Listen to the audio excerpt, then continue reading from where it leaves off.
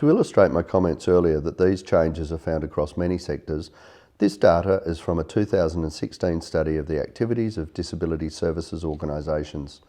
Similar to the data from the whole NFP sector, the same proportions of organisations are collaborating for advocacy, servicing clients, resource sharing and a raft of other activities. It's worth noting the sample sizes in this research. These are not small-scale studies. So, if you're not in this game already, it's time you thought about where collaborations sit in your strategic framework. The mergers data is also very interesting. The 2017 data shown in this slide highlights that more than a third of boards had discussed the possibility of merging. 7% of organisations are undertaking a merger and 6% completed a merger. These same questions have been asked of NFP directors for the last 4 years and the results are consistent every year. Interestingly, 9% of boards have discussed winding up or closing their NFP. This is also worth reflecting on for a moment. That's nearly 1 in 10 organisations that have either completed their mission, do not see a future for their organisations or are no longer viable. It will be interesting to see how many do actually close. For those of you who might be adding these results, you should note that the options were not mutually exclusive.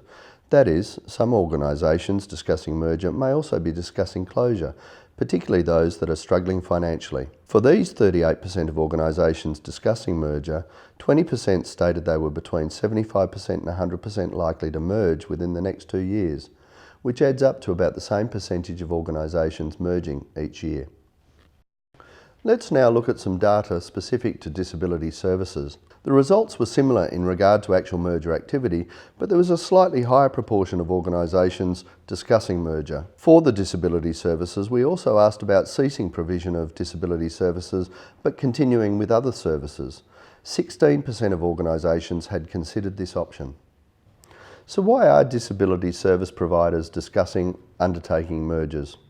This final chart shows the reasons for disability service organisations discussing the idea of mergers. Again, these results are similar across the whole NFP sector. For 18% of organisations, the main reason that mergers are being discussed as a way of broadening the range of services. This was also a key reason for a further 23% of organisations. Many organisations are also looking at merger as a means to improve their efficiency, to gain market share, or increase the number of people they serve, which really is much the same thing. The main reason for considering merging for 15% of organisations is that they are not financially sustainable on their own, and this is a key reason for a further 10% of organisations.